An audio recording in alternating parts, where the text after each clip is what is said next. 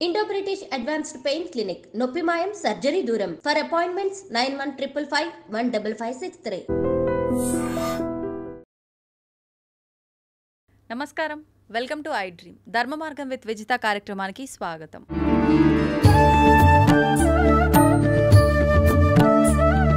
అయితే మనందరం కూడా భగవంతుడికి ఏదైనా పూజ చేసే ముందు ఏదో ఒక కోరిక కోరుకొని మొక్కుకొని ఆ మొక్కులు చెల్లించడం కోసం రకరకాల రూపంలో, అది డబ్బు రూపంలో కానీ, బంగారం రూపంలో కానీ, ఆఖరికి మన తల నీలాల రూపంలో కానీ ఇవి చెల్లిస్తాను స్వామి అని చెప్పి కోరికలు కోరుకుంటూ ఉంటాము, మొక్కులు చెల్లిస్తూ ఉంటాము. నిజంగా భగవంతుడికి మనం ఏదో ఒక రూపంలో ఏదో ఒకటి ఆయనకు ఆశ పెట్టి మనం కోరికలు కోరుకోవడం కరెక్టేనా? మనం భగవంతునితో కూడా వ్యాపారం చేస్తున్నామా? ఇలాంటి మంచి మంచి విషయాలు ఇప్పుడు గురుగారితో మాట్లాడి తెలుసుకుందాం. ప్రస్తుతం మనతో పాటు ఉన్నారు సంతోష్ కుమార్ గణపాటి గారు. వారు ప్రవచనకర్త, ఋగ్వేద అధ్యాపకులు, ప్రముఖ ఆధ్యాత్మికవేత్త. ఇప్పుడు వారితో మాట్లాడి మరిన్ని విషయాలు తెలుసుకునే ప్రయత్నం చేద్దాం. నమస్కారం అండి. నమస్కారం అండి. మంగళం మాతో. అయితే మనం ఇందాక నేను చెప్పినట్టుగా చాలామంది భగవంతుని, చాలామంది కాదు అందరూ ఇదే పని చేస్తూ ఉంటారు సాధారణంగా. వాళ్ళ దగ్గర ఉన్నా లేకపోయినా ఏదో ఒకటి భగవంతునికి మొక్కుకునేటప్పుడు అది ఒక మొక్కు అనేది ధనం రూపంలో కానీ, స్వామి నేను అనుకున్నది నెరవేరితే నీకు పలానా ధనం నీకు హుండీలో వేస్తా అని, లేదంటే బంగారం అని చెప్పి, ఆఖరికి మనం తల నీలాలు కూడా కొంతమంది మొత్తం చేయించుకుంటారు, కొంతమంది కత్తర్లు అని చెప్పి రకరకాలుగా ఆయనకి ఏదో ఒకటి చెల్లిస్తూనే ఉంటామండి. నిజంగా ఇది కరెక్ట్ పద్ధతేనా? భగవంతుడికి మనం ఏదో ఒకటి ఈ రూపంలో ఇస్తేనే ఆయన మన కోరికలు నెరవేరుస్తాడా? ఆయన అనుగ్రహం మనకు కలుగుతుందంటారా? ఇప్పుడు ముఖ్యంగానండి, మొక్కు అనంటే వాగ్దానం. భగవంతుడికి మనం ఒక వాగ్దానం చేస్తూ ఉన్నాం. నేను ఇది చేస్తాను, ఇది జరిగితే ఇది చేస్తాను అని మనం చేస్తూ ఉన్నాం. ఇప్పుడు మన దగ్గర ఉన్నటువంటి డబ్బో జుట్టో ఏది ఇచ్చినా కూడా ఇదేది మనదేం కాదు, భగవంతుడిదే. ఇప్పుడు కొబ్బరికాయ మనం కొట్టామనుకోండి, అది మనది కాదు, అవును, భగవంతుడి సృష్టిలోంచి మనం తీసుకున్నాం, మళ్ళీ మనం ఆయనకి ఇస్తున్నాం. ఇందులో మనం ఇచ్చేది ఏముంది అంటే ఆయనకి మనం ఇచ్చేదే ఉంది అని మనం ఆలోచించినప్పుడు, నువ్వు ఇవ్వడం మాత్రమే నిజం. ఆయనకి నేను ఇచ్చేస్తున్నాను, ఆయనకి నేను ఏదో ఉపకారం చేసేస్తున్నాను అనుకుంటే తప్పు. పురాణాల్లో ఒక వాక్యం ఉందండి, మీరు తలనీలాలు అన్నారు కాబట్టి చెప్తున్నాను. ముండనం చోపవాసశ్చ సర్వతీర్థేష్వయం విధి అంటారు. అంటే అండి, ముండనం అంటే తలనీలాలు మనం తీయించుకోవడం అన్నమాట అండి, గుండు చేయించుకోవడం, దానికి ముండనము అని పేరు. ఉపవాసం ఒకటి. ఈ రెండూ కూడాను అన్ని క్షేత్రాల్లోనూ కూడా విధి అని చెప్పారు, అంటే చేయవలసింది. ఎందుకు చేయాలట? ఇవి ప్రాయశ్చిత్తం అని చెప్పారు అన్నమాట అండి. మనం చేసిన అంటే మీరు గుండు చేసుకుంటే కనుక తిరుమల కొండ మీద మీరు చేసినటువంటి అనేక పాపాలు పోతాయి. అందువల్ల మన పాపాలకి ప్రాయశ్చిత్తంగా మనం ఇది చేసుకుంటున్నాం. మనం స్వామికి సమర్పించడము, తిరుమల వెంకటాచల మహత్యంలో ఉన్నటువంటి ఆయనకి కొంత జుట్టు లేనప్పుడు ఇవ్వడం, అవన్నీ కూడా స్థల పురాణము, వెంకటేశ్వర మహాత్మ్యంలో మనకు కనిపిస్తున్నాయి. దాంతోపాటుగా మనకి ముఖ్యంగా ఇది అనేది అన్ని తీర్థక్షేత్రాల్లోనూ చేయాలి. శ్రీశైలం వెళితే శ్రీశైలంలో చేయాలి, గయ వెళితే గయలో చేయాలి, కాశీ వెళితే కాశీలో చేయాలి. పైగా అండి ఆశ్చర్యపోతారు మీరు, ఈ యొక్క ప్రాయశ్చిత్తం మక్కాలో ముస్లింలు కూడా చేస్తారు. అవునా? వాళ్లకు అనేక ఆచారాలు ఉన్నాయి. మక్కా యాత్రలో వాళ్ళకి ముఖ్యంగా 7 ఆచారాలు ఉంటాయి మక్కా యాత్రకి వెళ్ళేటటువంటి వాళ్ళు. అందులో కూడా 2 ఇవే, ముండనము, ఉపవాసము. అంటే తల గుండు చేయించుకోవడము, ఉపవాసం చేయడం, ఈ 2 మక్కాలో ముస్లింలు కూడా చేస్తారు. వాళ్ళకంటే పూర్వమే ఉన్నటువంటి ధర్మం సనాతన ధర్మం కాబట్టి ఇక్కడ నుండే ఆచారం వాళ్ళకి వెళ్ళింది అని చెప్పడంలో సందేహం ఏం లేదు. దీంతో పాటుగా ఇంకా కొన్ని వాళ్ళకి అక్కడివే ఉన్నాయన్నమాట. అంటే దానం ఒకటి ఉంది. ఇప్పుడు దానాలు మనం పుణ్యక్షేత్రాల్లో చేస్తే మహాఫలం, వాళ్ళు మక్కాలో దానం చేస్తే మహాఫలం, అది చేస్తారు. ఈ విధంగా మన నుండి వాళ్ళు తీసుకున్నారు, వాళ్ళు చేస్తున్నారు. కావున ఏదైతే తల నీలాలు సమర్పించడం అనేటటువంటిది ప్రాయశ్చిత్తము, మన పాపాలు పోగొట్టుకునేది అని దృష్టిలో పెట్టుకుని స్వామికి మనం సమర్పించుకుంటాం. ఉపవాసం కూడా ఉంటాము క్షేత్రాల్లో. అయితే మీరు అడిగినటువంటి పాయింట్కి వస్తే, మనం నువ్వు నాకు ఇది ఇస్తే నేను నీకు ఇది ఇస్తాను అనేటటువంటిది ఏంటంటే అది ఒక వ్రతం కిందకు వస్తుంది, అంతే. ఇప్పుడు నేను ఇది చేస్తాను అని భీష్మించి కూర్చుంటే మనకందరికీ తెలుసు భీష్ముడు అని, భీషణ ప్రతిజ్ఞ చేశాడు కాబట్టి అని. ఆయన ఒక ప్రతిజ్ఞ చేశాడు, జీవితాంతం దాని మీద ఆయన నిలబడ్డాడు. దానికి ఏమైంది, ఆయనకు గొప్ప కీర్తి లభించింది. అంటే దానికి ఆయనకి ఫలం వచ్చింది. తక్షణమే తండ్రి ఆయనకి ఇచ్ఛామరణం అనేటటువంటి ఒక వరం ఇచ్చేశాడు. ఎప్పుడు కావలస్తే అప్పుడు నువ్వు మరణాన్ని ఆహ్వానించవచ్చు అని. భారత యుద్ధంలో కూడా చివరిలో ఆయన కోరుకుంటేనే వచ్చింది మరణం, అంతే తప్ప వేరే. కావున ఈ విధంగా మనం భగవంతుడికి మొక్కుకుని దాన్ని మనం ఆచరిస్తే అదే ఒక వ్రతము అనే విషయాన్ని దృష్టిలో పెట్టుకుని ఆ వ్రతం చేయడం వల్ల మనకి ఫలం వస్తుంది. మొక్కు మీరు మొక్కుకున్నారు, మీరు తీర్చలేదు అనుకోండి, మీరు మాట తప్పారు. అంటే భగవంతుడికి సత్యవ్రతం చాలా ఇష్టం. సత్యాన్ని తప్పినట్టు అవుతుంది. మీరు భగవంతుడి వద్దే మీరు ఇచ్చిన మాట నిలబెట్టుకోకపోతే ఇంకా మీరు సాధారణ ప్రజల వద్ద మీరు ఏం నిలబెట్టుకుంటారో భగవంతుడు ఇది చూస్తాడు. సత్యనారాయణ వ్రతంలో వీళ్ళు చాలా మొక్కుకుంటారు, ఆయన చేయనప్పుడు భగవంతుడు ఆగ్రహిస్తాడు. ఆగ్రహించి ఏదో శిక్షించాడు అని మనకు అందులో కనిపిస్తుంది. అంటే ఏంటంటే భగవంతుడు నన్ను పూజిస్తానని చెప్పి నువ్వు పూజించలేదు, అందుకే నీకు ఈ శిక్ష అని ఎందుకు చెబుతాడు? చెప్పడు. ఆయన పేరే సత్యనారాయణ స్వామి. సత్యం ప్రధానంగా కలిగినటువంటి భగవంతుడు. అంటే మర్చిపోయిన దాన్ని గుర్తు చేయడం కోసం మళ్ళీ ఇబ్బంది, అది ఒక మాయను సృష్టిస్తాడంతే ఆయన సత్యంలో నిలబెట్టడం కోసం. ఉదాహరణకి ఆయన వ్యాపారస్తుడు ఈ విధంగా చేస్తా అన్నాడు, మాకు సంతానం లేదు, సంతానం కలిగితే కనుక నీ వ్రతం చేస్తాను అని మొక్కుకున్నాడు. కూతురు కలిగింది, పెద్దదయింది, పెళ్ళైపోయింది, చేయలేదు వ్రతం. అది ఇచ్చిన మాట తప్పాడు ఆయన. ఆ అసత్య దోషం అది. ఇచ్చిన మాట తప్పాడు, అందుకు కోపం వచ్చింది. పాయింట్ 1. రెండవది, ఇతను ప్రజల్లో ఉండే మనిషి. వ్యాపారస్తుడు అని అంటే నిరంతరం నలుగురు వస్తారు, కొనుక్కుంటారు, ఈయన అమ్ముతాడు. భగవంతుడికి ఇచ్చిన మాటే నువ్వు నిలబెట్టుకోని వాడివి, భగవంతుడి వద్దే నువ్వు సత్యవ్రతం చేయని వాడివి, నువ్వు ప్రజలతో ఎలా ఉంటావు? ఇది ఆయన ఆలోచించాడు. ప్రజా సంబంధాలు ఉంటాయి కదా ఎక్కువగా, కావున మనం బుద్ధి చెప్పాలి అని ఆయన అనుకుని ఆయన బుద్ధి చెప్పాడు, సత్య మార్గంలో పెట్టాడు. ఇచ్చిన మాట తప్పకూడదు, నిలబెట్టుకోవాలి అని. అదేవిధంగా మొక్కు కూడా అంతే. మనం భగవంతుడికి ఇచ్చిన మాట నిలబెట్టుకోవడం అదే ఒక వ్రతము. మీరు ఒక మాట ఇచ్చి ఆ మాట మీరు భగవంతుడికి ఇచ్చింది నిలబెట్టుకుంటే పెద్ద వ్రతం. మీరు సాధారణంగా మీ తోటి వాళ్ళకి ఒక మాట ఇచ్చారు, ఆ మాట మీరు నిలబెట్టుకున్నారనుకోండి, దానికి కూడా మీకు కొంత పుణ్యం ఉంటుంది. దీనికి మొక్కు అని పేరు. మనం భగవంతుడికి ఇచ్చేదేం లేదు, ఆయన మనకి ఇచ్చిందే మనం మళ్ళీ ఇస్తూ ఉన్నాము. ఇదంతా ఒక కారణం అంతే. మనం అయితే చాలా మంది మర్చిపోతుంటారండి, మొక్కుతారు, మొక్కడానికైతే ఆ ఇబ్బందుల్లో ఉన్నప్పుడు. కానీ ఇందాక మీరు చెప్పినట్టు సత్యనారాయణ స్వామి కథలో ఉన్నట్టుగా మొత్తానికి మర్చిపోతారు, అసలు ఒక మొక్కు మొక్కుకున్నామన్న ఆలోచన కూడా ఉండదు. మరి అలాంటప్పుడు అసలు మనం ఆ మొక్కు చెల్లించుకునే అవకాశమే ఉండదు కదా. ఎటువంటి మొక్కు మర్చిపోయి ఉంటాం. అప్పుడు ఏమిటి అని అంటే కొన్ని అసత్యవ్రత దోషాలు, అలాంటప్పుడు మనం చేయడానికి కొన్ని అసత్య దోషం ఏదైతే ఉందో అది పోగొట్టుకోవడానికి మనం కొన్ని వ్రతాలు అని ఉన్నాయి. మనం సంవత్సరం పొడవునా మనకు వచ్చేటటువంటి పండుగల్లో చాలా వాటిలో ఇది ఉంటుంది. దీనికి కూడా మనం ఒకటి చేసుకోవచ్చు. నేను తెలిసి తెలియక నిన్ను మొక్కుకుని మర్చిపోయినటువంటి దోషం ఏదైతే ఉందో దాన్ని పోగొట్టు, నువ్వే నాకు మళ్ళీ గుర్తు చేసి ఆ మొక్కు తీర్చేలా చూసుకోనన్నావు అనుకోండి, భగవంతుడే చూసుకుంటాడు. అది దోషం కాదు, మరుపు దోషం కాదు, కానీ తెలిసి ఉండి చేయకపోతేనే దోషం. ఇప్పుడు కొంతమంది పెద్దవాళ్ళు ఉంటారు, ఫర్ ఎగ్జాంపుల్ మనవళ్ళకో మనవరాలకో వివాహం చాలా ఆలస్యమైంది అనుకోండి, లేదంటే సంతానమే అనుకోండి, నా మనవడికి కనుక ఇలా జరిగితే నేను అలా చేస్తా స్వామి అని చెప్పి రకరకాలుగా మొక్కుకుంటారు పెద్దవాళ్ళు. కానీ వాళ్ళు కాలం చేస్తారు, ఈ లోపే అనుకున్నవి జరుగుతాయి. కానీ ఈ మొక్కు ఆ ముసలావిడ మొక్కింది వేరే వాళ్ళు చెల్లించొచ్చా, అప్పుడు మా అమ్మమ్మ మొక్కింది నానమ్మ మొక్కింది అనుకుంటారు. లేదు అంటే ఆ ముస్లాం పోయింది, ఏం మొక్కిందో కూడా అసలు మనకు తెలియదు, మొక్కుంటుంది కానీ ఏం మొక్కిందో. అటువంటి అప్పుడు ఏం చేయాలి? అది తెలియనప్పుడు అలాంటి డౌట్ ఉంటే, మా నానమ్మ అమ్మమ్మ చాలా మొక్కులు మొక్కుకునేది, ఏం మొక్కుకుందో ఏమిటో, ఆవిడ చెల్లించిందో లేదో అనుకున్నప్పుడు దాన్ని దృష్టిలో పెట్టుకుని భగవంతుడికి చెప్పుకోవచ్చు. అవి తెలిసేలా చేయి స్వామి అనేది ఒకటి. అది కూడా అవకాశం లేకపోతే కనుక ఆవిడ మొక్కుకున్నటువంటి మొక్కులు ఏవైతే ఉన్నాయో అవి తీర్చలేకపోతే వాటికి ప్రతిఫలంగా నేను ఇది చేస్తున్నాను అని చేసుకోవచ్చు. అరుణాచల గిరి ప్రదక్షిణం కానీ, తిరుమల దర్శనంలో ఉపవాసాలు మొదలైనటువంటివి కానీ, ఇలా కొన్ని మనకు తెలిసిన వ్రతాలు దానికి ప్రాయశ్చిత్తంగా మనం చేసుకోవచ్చు. ఓకే. అలా చేసినప్పుడు మనకి చాలా మంచి జరుగుతుంది. సత్యనారాయణ పూజే చేసుకోవచ్చు.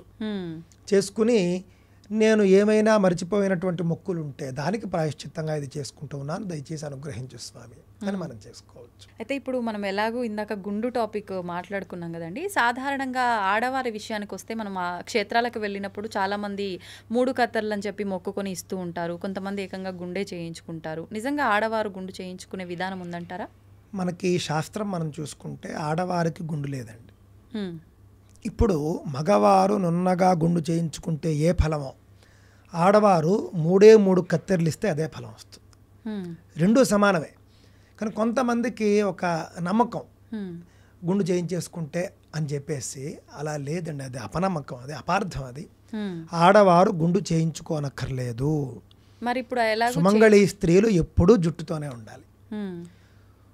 పూర్వ సువాసనీత్వం వచ్చినప్పుడు అంటే భర్త కాలం చేసినప్పుడు ఆ యొక్క ప్రాయశ్చిత్తం ఉంటుంది తప్ప అంతవరకు మాత్రం గుండు చేయించుకోకూడదు ఆడవారు.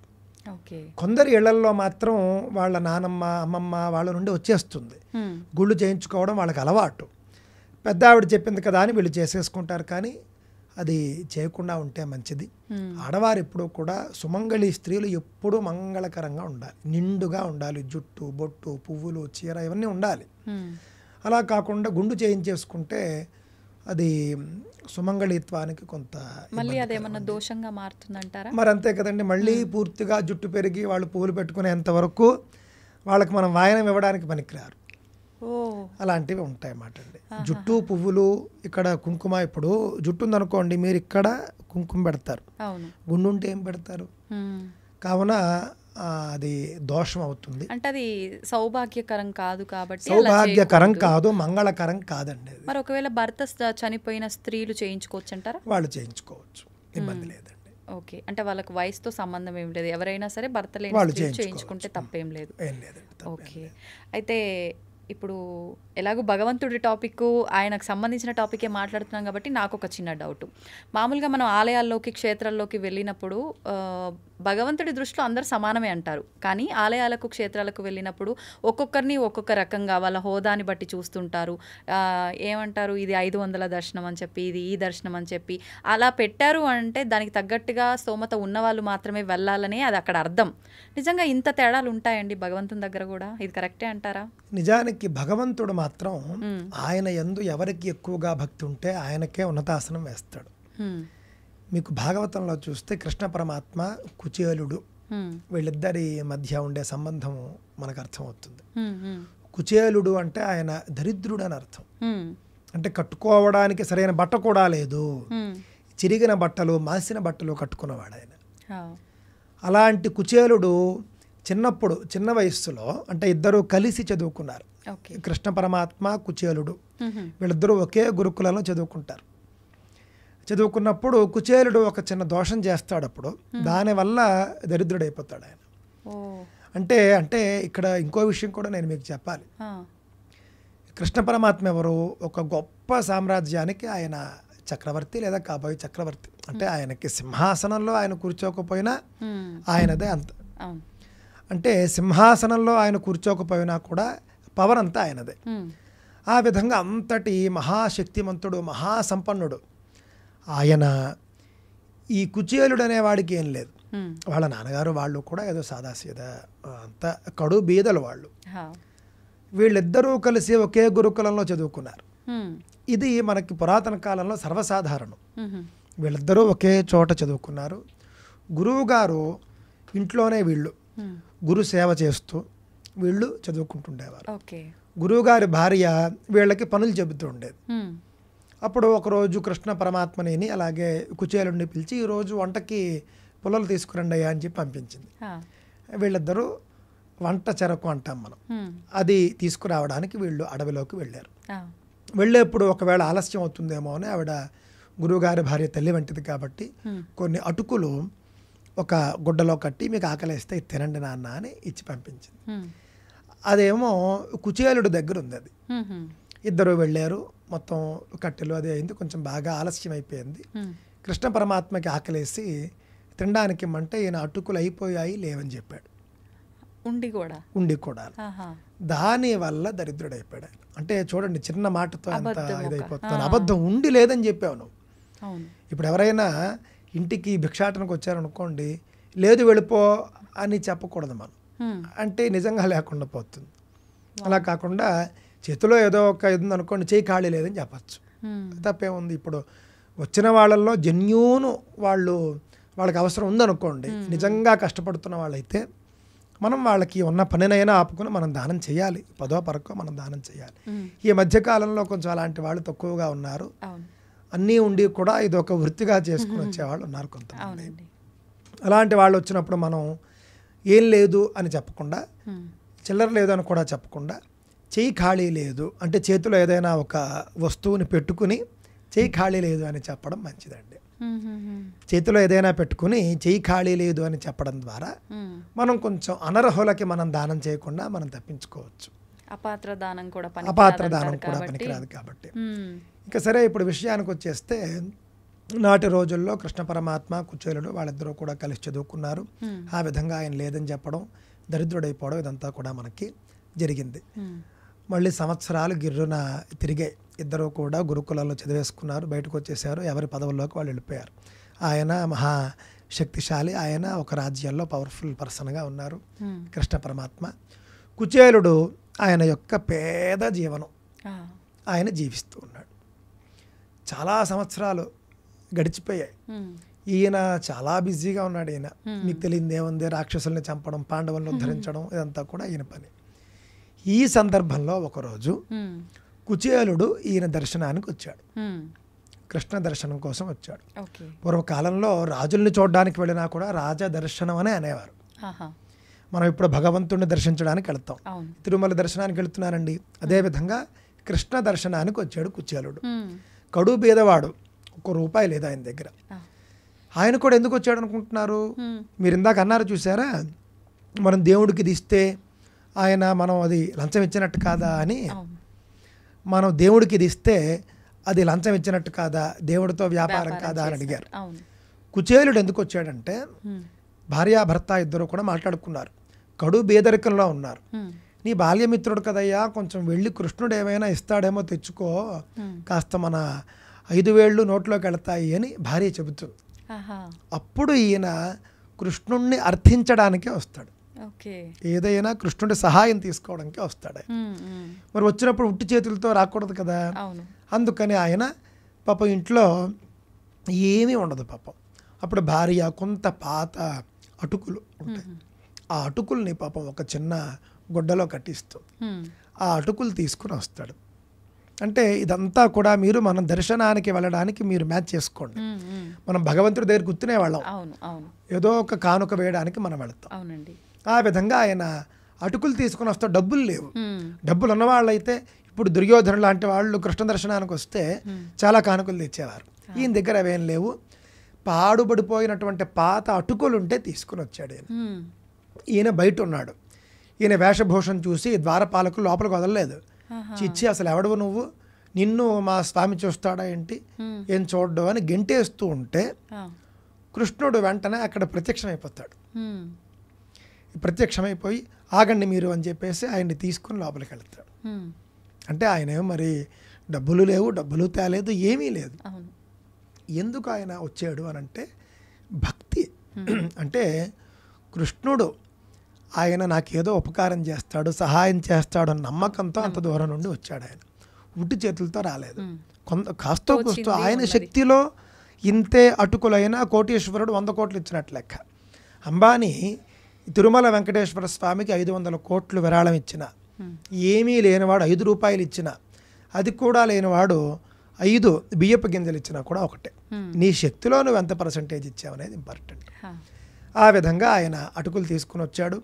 ఈయన ద్వారం వద్దకు వచ్చి తీసుకుని లోపలికి వెళ్ళాడు. నా కోసమే వచ్చావు కదయ్యా అని చెప్పేసి లోపలికి వెళ్ళిన తర్వాత సహజంగా ఈయన కృష్ణుడిని పూజించాలి. కానీ కుచేలుడు విప్రుడు, వేద విద్వాంసుడు కాబట్టి కృష్ణుడే కుచేలుడిని పూజిస్తాడు. అక్కడ ఒక సింహాసనంలో కూర్చోబెట్టి కుచేలుడి కాళ్ళు కడిగి ఆ యొక్క కాళ్ళు కడిగినటువంటి నీళ్లు జల్లుకుంటాడు. ఆయన చల్లుకునే భార్యలందరినీ పిలుస్తాడు, వాళ్ళకి చెల్లుతాడంటే ఆయన చేసి చూపించడం. అంటే ఈయన చిన్నవాడు ఆయన పెద్దవాడని కాదండి అక్కడ. ఆయన చేస్తే జనం చేస్తారు. యద్యదాచరతి శ్రేష్ఠ. కృష్ణుడు చేస్తే ఆయన చేసింది చూసి అందరూ చేస్తారు అనే ఉద్దేశంతో ఆయన చేసి చూపించాడు, ఒక సందేశం ఇచ్చాడు. ఆయన చక్కగా కాళ్ళు కడిగాడు.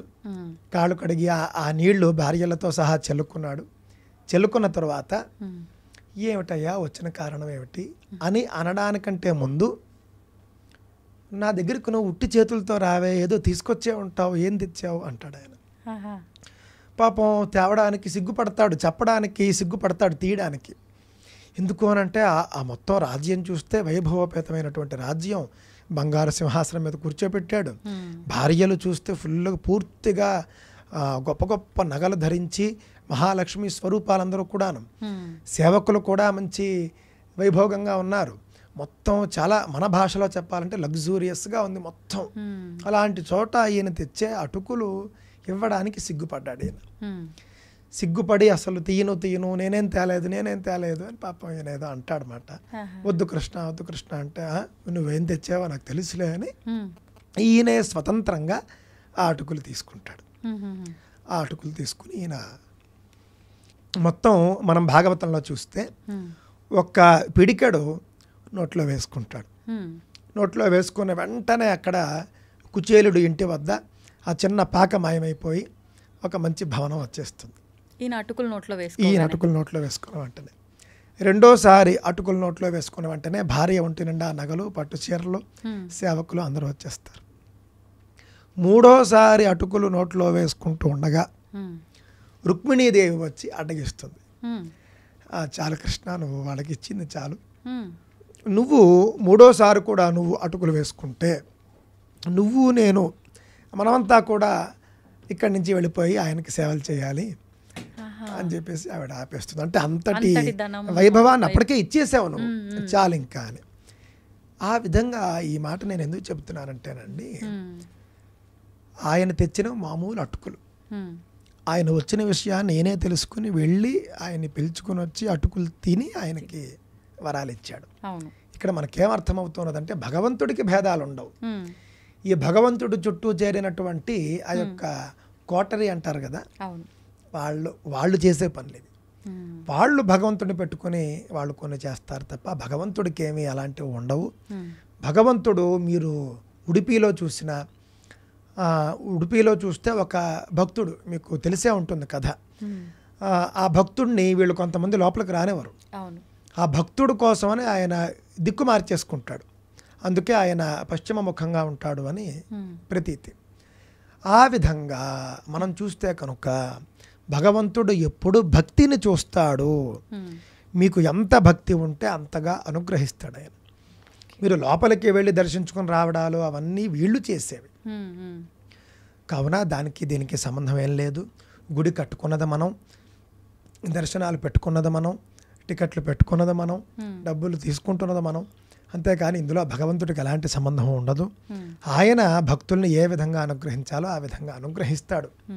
అక్కడ నేరుగా లోపలికి తీసుకెళ్లి దర్శనం చేయిస్తేనే అనుగ్రహం అని కూడా కాదు, అది కూడా అవుతుంది. మంచి భక్తి, తీవ్రమైనటువంటి భక్తి ఉంటే కనుక వాళ్ళకి తగినటువంటి దర్శనం కూడా లభిస్తుంది. అందులో ఎలాంటి సందేహం లేదు. మరి వీటిని మార్చేది ఎవరండి? మరి భగవంతుడు మార్చాలి కదా అంటే కనుక ఇలాంటి మార్పులు మనం కోరుకుంటే భగవంతుడు చేస్తాడు. మనం నిర్మించుకున్నటువంటి గుళ్ళలో స్వామి ఈ విధమైనటువంటి హెచ్చుతగ్గులు బాగోలేదు, నువ్వు దీన్ని జస్టిఫై చేయి కొంచెం నువ్వు అని మనం కోరుకుంటే ఆయన చేస్తాడు.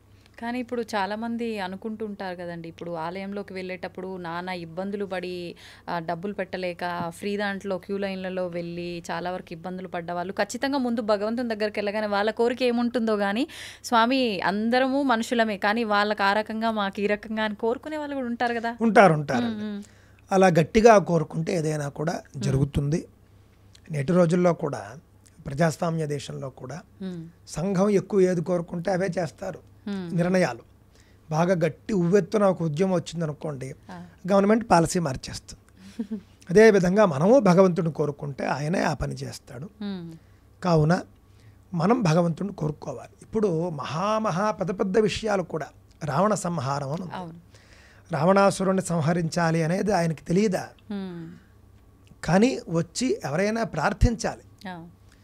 బ్రహ్మాది దేవతలు వెళ్ళి ప్రార్థించారు, అప్పుడు ఆయన రాముడుగా అవతరించి రావణ సంహారం చేశాడు. కావున ఏదైనా మనం కోరితే జరుగుతుంది అనే విషయాన్ని మనం దృష్టిలో పెట్టుకోవాలి. ఆయన సిద్ధంగా ఉంటాడు చేయడానికి, అడిగితే చేస్తాడు అనేది నా యొక్క అభిప్రాయం అన్నమాట. అయితే ఈ భగవంతుణ్ణి ఆరాధించే విషయంలో కూడా చాలామంది ఆహార నియమాలు పాటిస్తూ ఉంటారు. ముఖ్యంగా తీసుకుంటే ఉల్లిపాయలు, ఈ పుట్టగొడుగులు ఉంటాయి కదండి, ఇలాంటివి చాలా వరకు త్యజిస్తూ ఉంటారు. నిజంగా ఇవి తీసుకుంటే భగవంతుణ్ణి ఆరాధించకూడదా? ఎందుకు ప్రత్యేకించి వీటినే వదిలేస్తుంటారు? మనం చెప్పాలంటేనండి, మన యొక్క ఆహారంలో 3 రకాల ఆహారాలు ఉంటాయి. భగవద్గీతలో చెప్పారు వాటి గురించి. సాత్విక ఆహారము, రాజస ఆహారము, తామస ఆహారము అని. సాత్విక ఆహారం అనేది శుద్ధ వైదికులు, శుద్ధమైనటువంటి ఆధ్యాత్మిక మార్గంలో ఉన్నవారు సాత్విక ఆహారం తీసుకుంటారు. రాజస ఆహారం కూడా కొంతమంది సమాజంలో బాగానే తీసుకుంటూ ఉన్నారు. కానీ తామస ఆహారానికి మాత్రం ఆధ్యాత్మిక మార్గంలో ఉన్నవాళ్ళు దూరంగా ఉండాలి అనేది నియమం అండి. తామస ఆహారంతో మనం దేవతలను పూజించడం మంచిది కాదు అనేది. అంతెందుకండి, ప్రాక్టికల్గా చెప్తాను మీకు నేను. ఉదాహరణకి మీరు సాయంత్రం మీరు భగవంతుడిని పూజించుకోవాలి. మీరు మధ్యాహ్నం శుభ్రంగా మీరు ఉల్లిపాయలు వేసుకొని మీరు భోజనం చేశారు. పచ్చి ఉల్లిపాయని మీరు ఆవకాయలో మీరు నంచుకొని తిన్నారు. భోజనం చేసిన తర్వాత నుంచి మీకు ఆవలింతలు వస్తూ ఉంటాయి, మీకు మత్తుగా అయిపోతారు, మీకు నిద్ర వచ్చే పరిస్థితి ఉంటుంది. ఆ సిచ్యువేషన్లో దేవుణ్ణి ఏం పూజిస్తారు? తామస ఆహారం యొక్క లక్షణం మత్తుగా ఉండడం ఒకటి, అలాగే త్రేన్పులు రావడం ఒకటి, అదేవిధంగా మీకు ఆసక్తి లేకపోవడం, కొంచెం ఏదో డ్రౌజీగా ఉండడం అంటారు, ఆ విధంగా ఉండడం, అనవసరమైనటువంటి వాయువులు శరీరం నుండి బయటకు రావడం, ఈ విధంగా కొంత అసౌకర్యం అనేటటువంటిది బాగా ఉంటుంది తామసాహారం తీసుకున్నప్పుడు. కావున మనం దేవతా పూజల్లో తామసాహారాన్ని విడిచిపెడితే మంచిది. ఉల్లిపాయ గురించి అడిగారు కాబట్టి చెబుతాను నేను.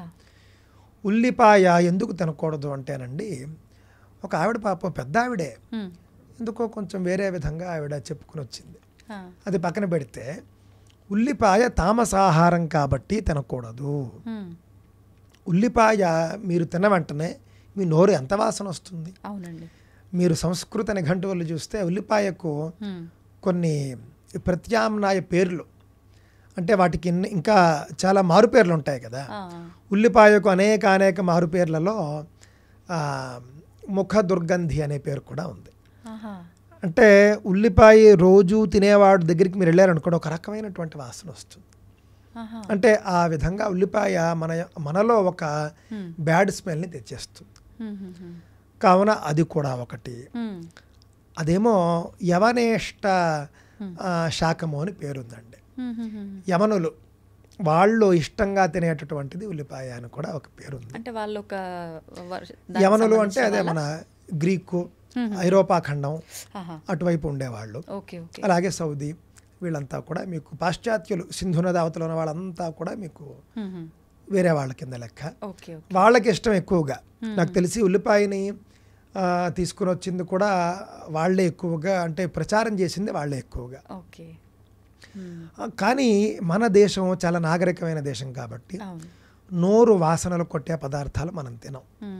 అక్కర్లేనటువంటి వాయువులు శరీరం నుండి వచ్చేవి కూడా మనం తినం, అంటే గ్యాస్ ఉత్పాదకమైనవి కూడా మనం తినం.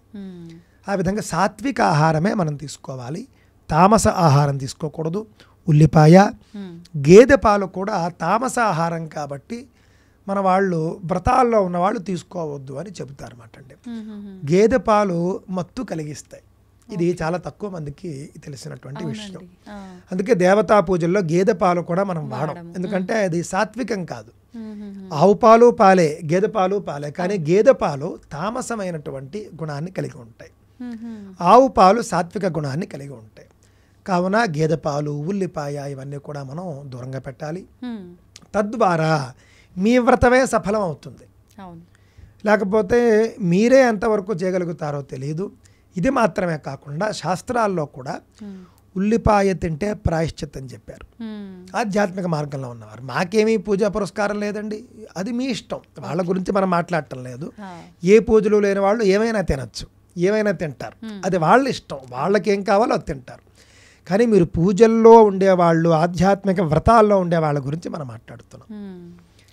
అలాగే మీరు పుట్టగొడుగులు అని కూడా అన్నారు. మీరు పుట్టగొడుగులు అనేది మీరు మాంసాహారం అనుకోండి, మీరు మాంసాహారం తీసుకుంటున్నాననే ఉద్దేశంతో పుట్టగొడుగులు తీసుకోండి.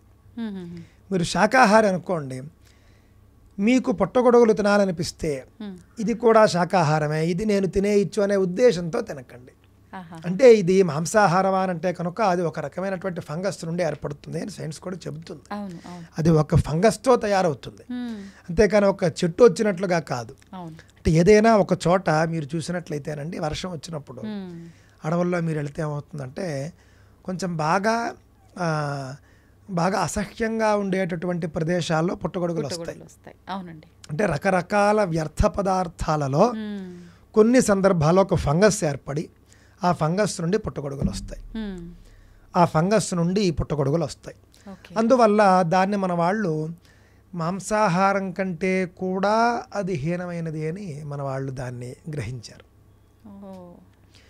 ఎందుకు అనంటే మాంసం అనేది కొన్ని పురాణాల్లో ఎవరెవరికైతే ఏ వర్ణాల వాళ్ళకైతే మాంసాహారం అర్హత ఉందో వాళ్ళు పరిశుద్ధమైనటువంటి మాంసాన్ని వాళ్ళు తింటారు.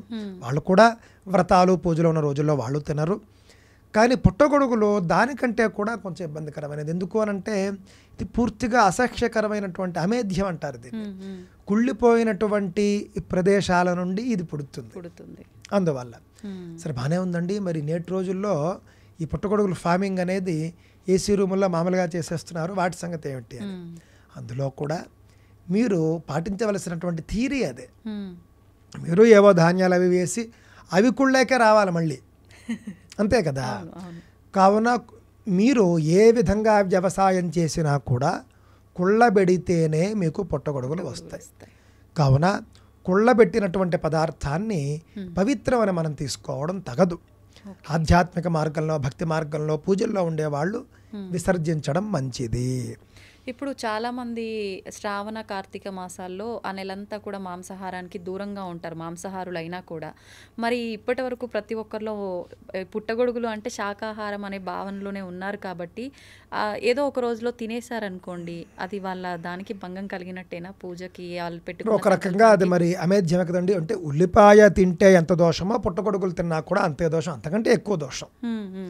అయితే ఇది మాంసాహారమే నేను అంటం లేదు, కానీ దీని యొక్క ఉత్పత్తి నేను మీకు చెప్పి మాంసాహారం కంటే కూడా దూషితమైనది అని. అంటే మాంసం అంటే ఒక జంతువు శరీరం నుండి వస్తుంది, ఇది ఎలా రాదు కదా అంటే దానికంటే కూడా ఇది నింద్యమైనది, ఇది పనికిరాదు అని చెప్పినది. ఛత్రాకం అంటారు శాస్త్రంలో. ఛత్రాకము, ఉల్లిపాయ ఇవన్నీ కూడా మీకు నిషేధిత పదార్థాలు.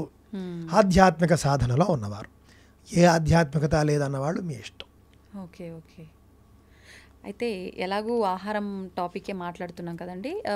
పురాణ కాలంలో ఆహారం తినే విషయానికి వస్తే ఏం తినాలో ఒకటి అయితే తినే విషయంలో కూడా చాలా రకాల జాగ్రత్తలు, తినేటప్పుడు మాట్లాడకూడదని రకరకాలుగా పెద్దవాళ్ళు నియమాలు చెప్పేవారు.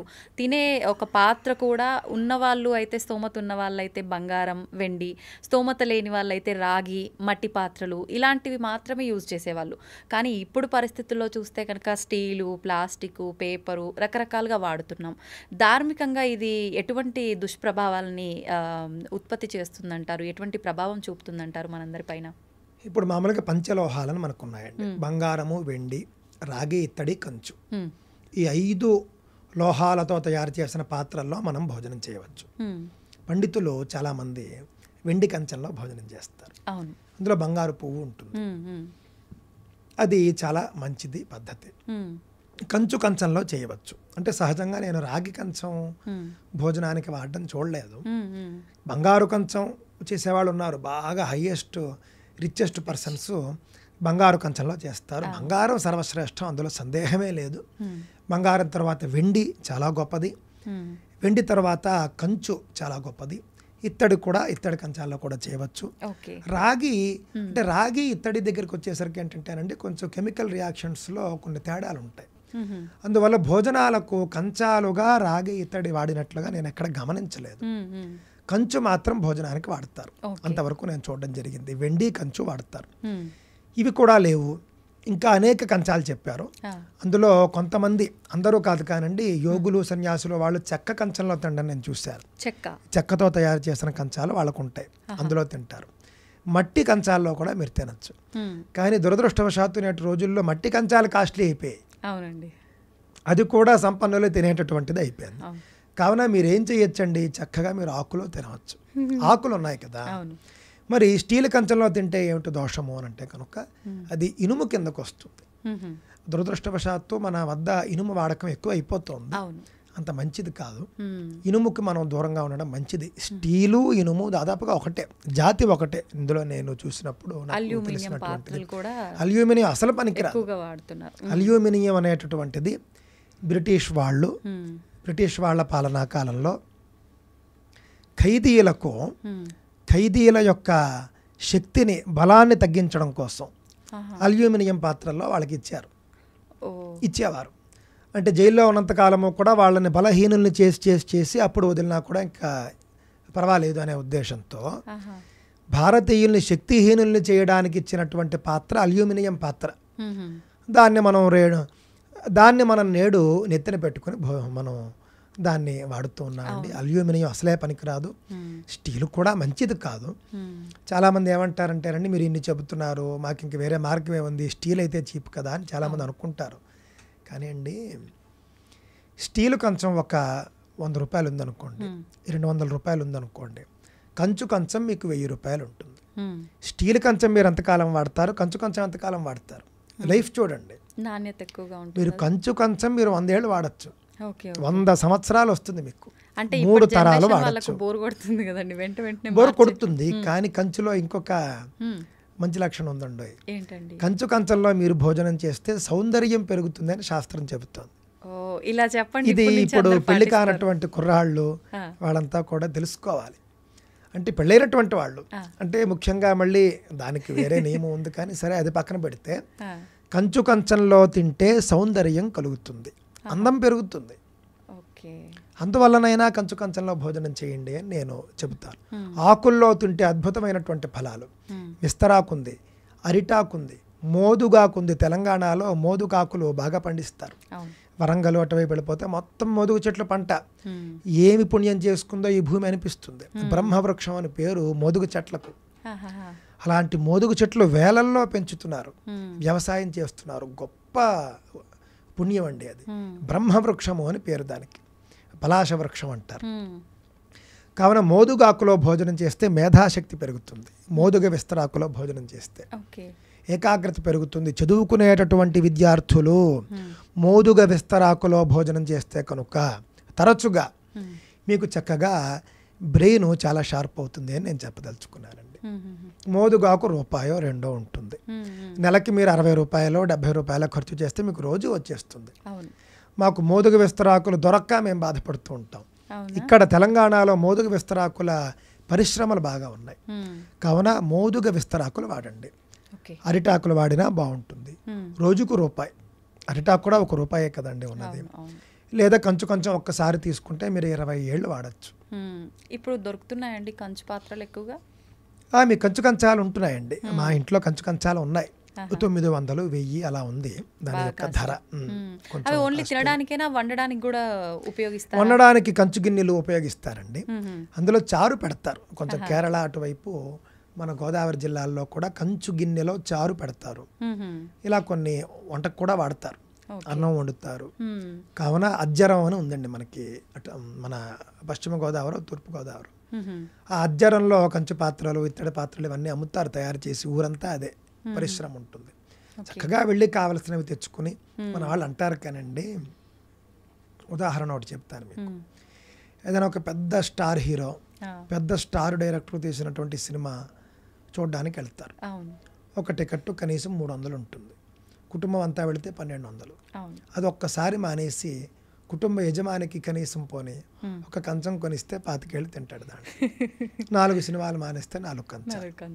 ఆ విధంగా మనం అనుకోవాలే కానీ ఏమైనా చేయగలం. ఒక ఖర్చు తగ్గించుకుని ఒకటి మనం చేసుకుంటే సరిపోతుంది. ఓకే. అయితే ఇప్పుడు స్టీల్ వాడడం వల్ల ఎలాంటి దోషం వస్తుందంటారు? అంటే స్టీలు అనేటటువంటిదండి, ఇనుము అని ఇందాకే చెప్పాను నేను. ఇనుము అనేది ఎప్పుడూ కూడా ఇనుము పాత్రలో తినడం అనేది మనకు అంత ఆరోగ్యకరం కాదు శాస్త్రపరంగా. మీరు గమనించి చూస్తే నేను మీకు ఒక విషయం చెబుతాను. కోవిడ్ రోజుల్లో అమెరికాలో ఏం చేశారంటేనండి, ఆసుపత్రుల్లో ఇనప మంచాలు ఉంటాయి కదా మామూలుగా, ఇనుము వైరస్ని బ్యాక్టీరియాని వీటన్నిటిని ఎక్కువగా స్ప్రెడ్ చేస్తుంది అని వాళ్ళు గుర్తించి కోవిడ్ రోజుల్లో ఇనప మంచాలు తీసేసి కాపర్ అంటే రాగి మంచాలు పెట్టడానికి ప్రయత్నం చేశారు అని పత్రికల్లో వచ్చింది. అంటే ఇనుము సంబంధమైనటువంటి లోహాలు బ్యాక్టీరియాని ఎక్కువగా స్ప్రెడ్ చేస్తాయి, ఎక్కువగా వాటిలోకి లాక్కుంటాయి. అందువల్ల అంత మంచిది కాదు, రోగకరం అని శాస్త్రాలు చెబుతున్నాయి, సైన్స్ కూడా చెబుతున్నట్లుగా మనకు అర్థమవుతూ ఉన్నది. అదే మీరు రాగి, వెండి, కంచు వాటికి సంబంధించి గూగుల్లో చూడండి. ఏదో నా మాట అని కాదు, వాటికి ఉండేటటువంటిదంటే 24 గంటల లోపల మనం వేసే పదార్థం అంటే ముఖ్యంగా రాగిలో మనం నీళ్లు పోస్తాం, నీళ్ళలో ఉన్న బ్యాక్టీరియానే చంపేస్తోంది రాగి.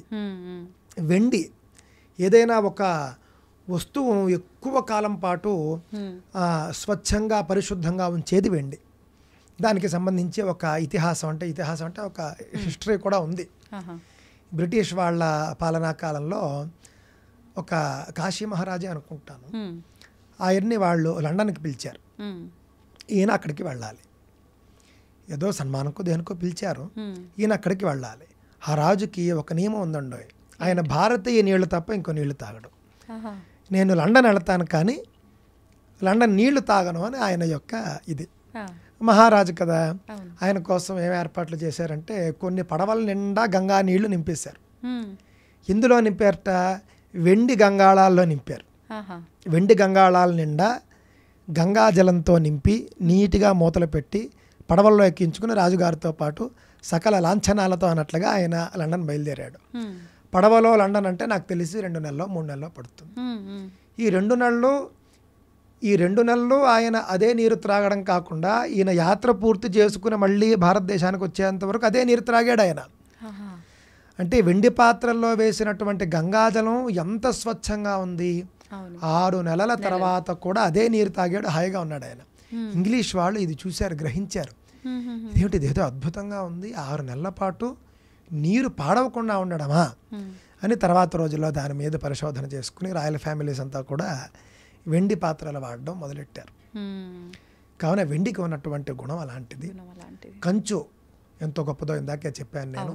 పంచలోహాల్లో దేన్ని వాడుకున్నా కూడా మీకు బ్యాక్టీరియా అనేది పెరగదు, చాలా గొప్పగా ఆరోగ్యం కలుగుతుంది అనే విషయాన్ని దృష్టిలో పెట్టుకోండి. ఓకే, అయితే తినేటప్పుడు కూడా కొన్ని నియమాలు చెప్తుంటారు కదండి పెద్దవాళ్ళు, కిందే కూర్చొని తినాలని చెప్పి, మాట్లాడకూడదు అని చెప్పి. నిజంగా ఎందుకు మాట్లాడకూడదు? మాట్లాడకపోవడం అనేదండి, భోజన కాలంలో మౌనంగా ఉంటే పితృదేవతలు అనుగ్రహిస్తారని శాస్త్రం చెబుతుంది. అలాగే ఆయుర్వేదంలో కూడా మీరు చరక సంహిత అనుకుంటారు, చరక సంహితలో చూస్తే భోజన సమయంలో మాట్లాడకుండా తినాలి అని కూడా ఉంది. అధిక ప్రసంగం చేయకూడదని. అంటే ఒక్కొక్కసారి మీరు గమనిస్తే పేపర్లలో మనం చదువుతూ ఉంటాం, భోజనం చేస్తూ మాట్లాడుతూ ఏదో అడ్డుపడిపోయి చచ్చిపోతాడు. మాట్లాడకపోతే అసలు ఇబ్బందే లేదు కదా, ఏదో అడ్డుపడిపోతుంది ఇక్కడ, అది అంత మంచిది కాదు అని ఒక ఉద్దేశం. ఆధ్యాత్మికంగా చూస్తే భోజన కాలంలో మాట్లాడకపోతే పితృదేవతల అనుగ్రహం కలుగుతుంది. చాలామంది పితృదోషాలు ఉన్నాయండి, నిన్న కూడా నన్ను చాలామంది అడిగారు, పితృదోషాలకు మేము ఏం చేయాలి పరిహారం అంటే, మాట్లాడకుండా మీరు భోజనం చేస్తే 1 సంవత్సరం పాటు కనీసం దాన్నే వ్రతంగా తీసుకుని పితృదేవతల అనుగ్రహం మీకు కలుగుతుంది. ఈ దోషాలన్నీ తొలగిపోతాయంటారా? అంటే పితృ సంబంధమైనటువంటి దోషాలు తొలగి వాళ్ళు మిమ్మల్ని అనుగ్రహిస్తారు అనేది మనకి శాస్త్రాల్లోనే కనిపిస్తోంది. అదేవిధంగా మీరు ఇంకొక విషయం అడిగారు, కింద కూర్చుని భోజనం చేయాలని చెబుతారు అని. మీరు ఒక్కసారి ఆయుర్వేద గ్రంథాలు పరిశీలించి చూస్తే నేల మీద సమదేహుడై సుఖాసనంలో కూర్చోవాలి అని శాస్త్రం చెబుతున్నది. సమదేహుడు అంటే ఏమిటి అంటే, చక్కగా మనం ఇలా స్ట్రైట్గా కూర్చోవాలి. అంటే ఏదో కొంచెం అడ్డదిడ్డంగా కూర్చోవడం, ఇటు వంగి కూర్చోవడం అలా కాకుండా, అంటే మనం నోట్లో పెట్టుకున్నటువంటి ఆహారం సులువుగా మనకు లోపలికి చేరేట్టుగా మనం కూర్చోవాలి అని అక్కడ ఉద్దేశం అండి. అందువల్ల కుర్చీల్లో కూర్చుని తినడం అనేటటువంటిది సుఖాసనం కాదు కాబట్టి అది అంత మంచిది కాదు అనేది ఆయుర్వేదం కూడా చెబుతూ ఉన్నది. నేల మీద ఒక ఆసనం వేసుకుని, మఠం వేసుకుని చక్కగా సుఖాసనంలో పూజకు మనం ఏ విధంగా కూర్చుంటామో ఆ విధంగా మనం భోజనానికి కూర్చుంటే కనుక ఆరోగ్యానికి చాలా మంచిది అని మనకు ఆయుర్వేదమే చెబుతుంది. ఓకే. అయితే మనం భోజనం చేసే విషయంలోనే పాత్రల విషయంలో ఇంత జాగ్రత్తలు తీసుకోవాలన్నప్పుడు భగవంతుడికి ఆరాధన చేసే విషయంలో కూడా చాలామంది స్తోమత ఉంటే వెండి, లేదంటే మనం దానికి ఆల్టర్నేట్గా ఏదో ఒకటిని పెద్దవాళ్ళు చెప్తూ ఉంటారు. కానీ చాలామంది స్టీల్ పాత్రలు కూడా వాడుతూ ఉంటారు. నిజంగా అలా చేయటం వల్ల ఫలితం ఉంటుందంటారా? పూజ చేసిన ఫలితం అంటే కొంచెం అంటే తక్కువ ఫలితం వస్తుందండి. అంటే ఇప్పుడు మీకు ఏ శక్తి లేదు, ఉన్న దాంట్లో పెట్టుకున్నారు, అక్కడ భక్తిగా చూస్తాడు భగవంతుడు. కానీ మీ వద్ద అన్నీ ఉండి కూడా భగవంతుడి వద్ద నైవేద్యాలకు మీరు స్టీల్ పాత్రలు వాడడం అనేది మంచిది కాదు. మీకు అంతకు మించి స్తోమత లేకపోతే సరే, ఆయన ఎందులో పెట్టుకున్నా తింటాడు, ఆయన ఎందులో పెట్టినా కూడా తింటాడు. కానీ ఆకుల్లో నైవేద్యం చేయొచ్చు కదా, ఆయనే వద్దంట కదండి.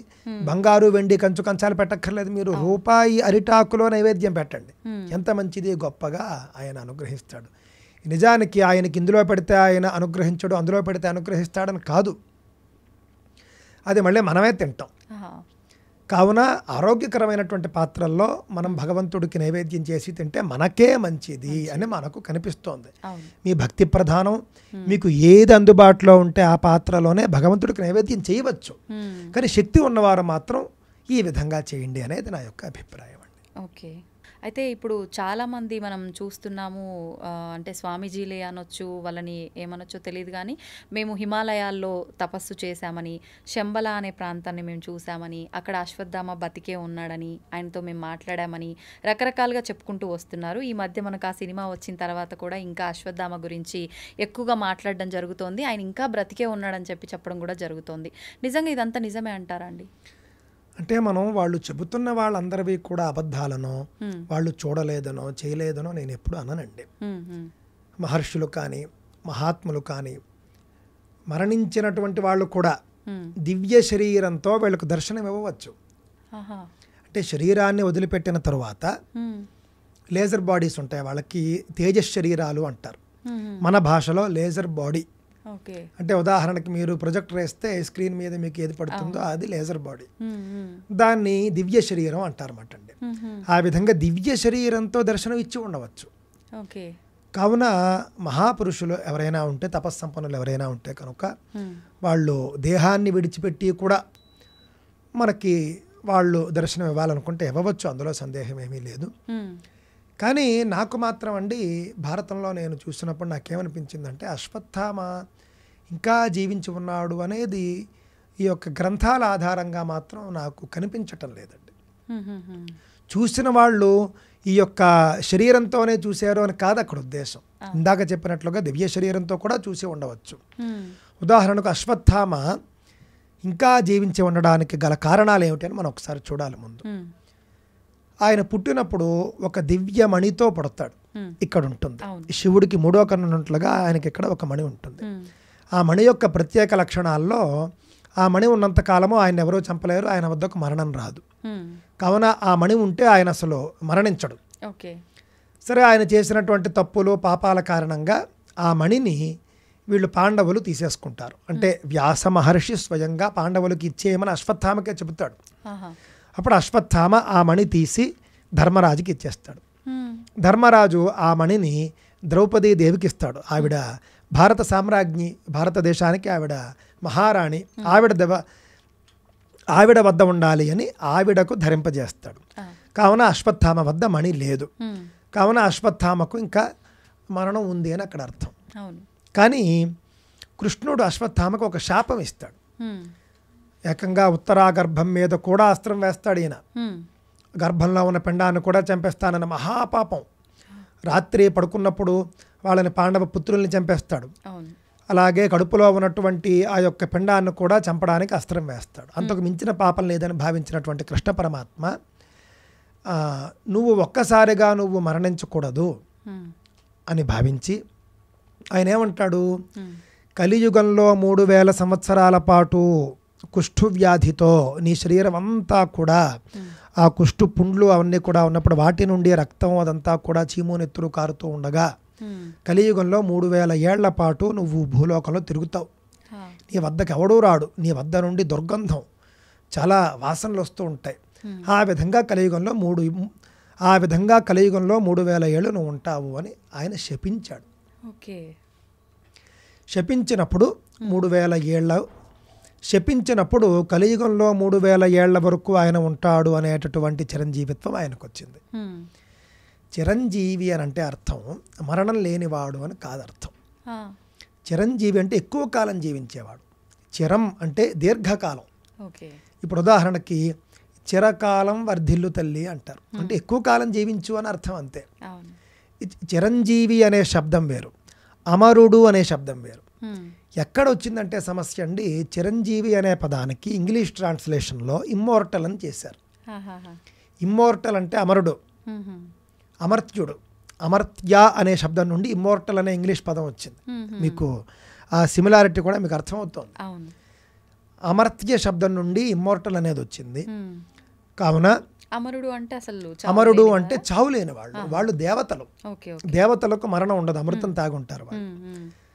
కానీ వీళ్ళు దేవతలు కాదు, చిరంజీవులు, ఎక్కువ కాలం జీవించేవారు. ఎంతకాలము అనేది వాళ్ళ వాళ్ళ పరిస్థితిని బట్టి ఉంటుంది, వరాన్ని బట్టి పరిస్థితిని బట్టి. మార్కండేయుడు అత్యధికంగా 7 కల్పాల పాటు జీవిస్తాడు. సప్త కల్పాంత జీవన అంటారు. కల్పం అంటే నాకు తెలిసి 800 కోట్ల సంవత్సరాలు అని అనుకుంటూ ఉన్నాను. 7×856 ఆ విధంగా చూసిన 800 కోట్లు కాదండి, కల్పం అంటే 400 కోట్లు, 430 కోట్ల సంవత్సరాలు అనుకుంటున్నాను ఒక కల్పం. ఆ విధంగా 7 కల్పాలు, 7 4లో 28 మనం లెక్క వేస్తే కనుక 2800 కోట్ల సంవత్సరాలు, సంధికాలన్నీ తీస్తే 3000 కోట్ల సంవత్సరాలు ఉంటాడు ఆయన. అంతకాలం ఉంటాడు. ఆ తర్వాత ఆయన కూడా ఉన్నాడు. కావున ఎంత ఎక్కువ కాలము అనేది మనం చూసుకోవాలి. ఎక్కువ కాలం జీవిస్తారు, కానీ వీళ్ళెవరూ కూడా అమరులు కాదు అనే విషయాన్ని దృష్టిలో పెట్టుకుంటే, అశ్వత్థామ కూడా ఎక్కువ కాలం జీవించాలి అనే శాపం, మణి లేదు కాబట్టి శాపం ద్వారా ఉన్నాడు ఇంతకాలం. కావున అశ్వత్థామకు శాపం వల్ల కలిగినటువంటి చిరంజీవిత్వం ఏదైతే ఉందో, కలియుగంలో 3000 ఏళ్ల పాటు నువ్వు రోగంతో జీవించి ఉంటావని కృష్ణ పరమాత్మ చెప్పడం జరిగింది. కలియుగం మొదలై మనం ప్రస్తుతం 5125వ సంవత్సరంలో ఉన్నాం. అంటే కలియుగం ప్రారంభమై 5000 ఏళ్ళు దాటిపోయింది. ఆ లెక్క ప్రకారం మనం చూస్తే అశ్వత్థామ మరణించి 2125 సంవత్సరాలు అయి ఉండాలి. ఇది నా యొక్క పాయింట్ అండి. మరి కొంతమంది చూస్తున్నారని మీరు అన్నారు, అది దివ్య శరీరం కావచ్చు. ఆయన తరువాత కూడా స్కాంద పురాణం ప్రకారం పెద్ద పెద్ద వాళ్ళు చెప్పారు. దాని ప్రకారం ఆయన మళ్ళీ ఆ 3000 ఏళ్లలోనే చివరిలో తపస్సు చేశాడని, శివుడు ప్రత్యక్షమయ్యాడని చెబుతారు. అక్కడ కూడా ఆయన చిరంజీవిత్వం మళ్ళీ ఇచ్చినట్లుగా అక్కడ లేదండి, అది కనిపించటం లేదు. కానీ రోగం పోయినట్లుగా మనకు కనిపిస్తోంది. ఇంకా చిరంజీవిత్వం ఇంకెవరూ ఆయనకి ఇవ్వలేదు కాబట్టి ఆయన తరువాత కొంతకాలం జీవించి ఆయన వెళ్ళిపోయి ఉంటాడని నా యొక్క అభిప్రాయం. ఎవరైతే చూసామని చెప్పారో వాళ్ళని ఎక్కడా నేను తప్పు పట్టినట్లు కాదు, తప్పు పట్టడం లేదు. వాళ్లకు కనిపించినటువంటిది దివ్య శరీరం అయి ఉండవచ్చు. ఎందుకంటే శివుడి గురించి తపస్సు చేసి ఈయన కూడా మరి కొంత తపస్సంపన్నుడుగా మారాడు కాబట్టి, ఋషితుల్యుడుగా మారి ఉంటాడు కాబట్టి దివ్య శరీరంతో దర్శనం ఇచ్చి ఉండవచ్చు అనేది నా యొక్క కన్క్లూజన్ అండి. కానీ మేము మాట్లాడాము అని కూడా కొంతమంది చూసిన వాళ్ళు ఖచ్చితంగా మాట్లాడడానికి ప్రయత్నిస్తారు, మాట్లాడతారు కదా. దివ్య శరీరం అయితే మాట్లాడే అవకాశం ఉంటుంది? అవకాశం ఉంటుందండి. లేజర్ బాడీ ఇప్పుడు మనం వీడియో కాల్లో మాట్లాడినట్టే. ఇప్పుడు మనం తెర మీద, సినిమా తెర మీద మనం చూస్తున్నవంతా కూడా లేజర్ బాడీస్. ఆ మాటలు మనకు వినిపిస్తున్నాయి కదా. అదే విధంగా దివ్య శరీరాలు కూడా మాట్లాడతాయి. ఆ విధంగా మాట్లాడి ఉండవచ్చు. ఇప్పుడు అలా అంటే సామాన్య మానవులు వెళ్ళినా కనిపిస్తారా ఒకవేళ ఉంటే? లేదు అంటే చాలా రకాల సాధనలు తపస్సులు చేసిన వాళ్ళకే కనిపిస్తారా? సామాన్య మానవులకు కూడా అలా ఉంటే కనుక కనిపించే అవకాశం ఉంది. అశ్వత్థామేమి ఆంజనేయ స్వామి లాగా ఒక గొప్ప దేవతా సమానుడైనటువంటి వ్యక్తి, సాక్షాత్తు ఆయన దేవుడు కదా ఆంజనేయ స్వామి. ఆయనైతే ఆయన కనిపించాలనుకుంటేనే కనిపిస్తాడు. వీళ్ళు అశ్వత్థామ మొదలైన వాళ్ళు సామాన్యులుగా మనకు కనిపిస్తున్నారు. అంటే కొన్ని తప్పులు చేశారు, వాళ్ళు గొప్ప పనులు చాలా చేశారు, కొన్ని తప్పులు చేశారు. వారి యొక్క మంచి చెడు నిర్ణయించే శక్తి మనకేం లేదు. అయినప్పటికీ కూడా కనిపించే అవకాశం ఉంది. ఎవరికైనా వాళ్ళు కనిపించవచ్చు, వాళ్ళకేమీ పెద్దగా ఇది లేదు. ఓకే. అయితే ఇప్పుడు శాపం ఉంది అని అంటే శాపం నుంచి విముక్తి పొందుతుంటారు. ఆయనకు విముక్తి పొందడం అనేది అంటే ఇంకా డైరెక్ట్ చావేనా? అంటే శాప విముక్తే ఆయనకి శివ పూజ వల్ల కలిగినట్లుగాను, ఆయన రోగంతో ఆయన తిరిగాడు కాబట్టి ఆ రోగం నుండి ఆయన విముక్తుడు అవడం వల్ల శాప విముక్తి. మణి లేదు కాబట్టి ఇంకా ఆయనకి మరి చిరజీవిత్వం లేదు. ఈ శరీరం ఒకవేళ ముసలివాడైపోతే ఆయన కూడా పోతాడు అంతే. ఆ విధంగా నా యొక్క అభిప్రాయం. మొత్తానికైతే మీరు కూడా ఒక క్వశ్చన్ మార్క్లో పెట్టేశారనమాట ఇప్పుడు అందరినీ. అశ్వత్థామ బతికే ఉన్నాడు అని నమ్మే వాళ్ళకి మీరు చెప్పిన ఆధారాలను బట్టి బతికి ఉండడేమో అనిపిస్తోంది. అసలు నిజంగా ఏంటనేది ఇంకా భగవంతుడికే తెలియాలి. చూద్దామండి. ఇంకా ఈ వీడియోకి వచ్చే కామెంట్లు, స్పందనలు, చర్చల్ని బట్టి మళ్ళీ మనం తదుపరి కూర్చున్నప్పుడు తప్పక చర్చిద్దాం. తప్పకుండా అండి. సంతోషం అండి. చాలా మంచి విషయాలు, చాలా చక్కగా అద్భుతమైన వివరణ ఇచ్చారు. ధన్యవాదాలు. స్వస్తి, మంగళం మహత్.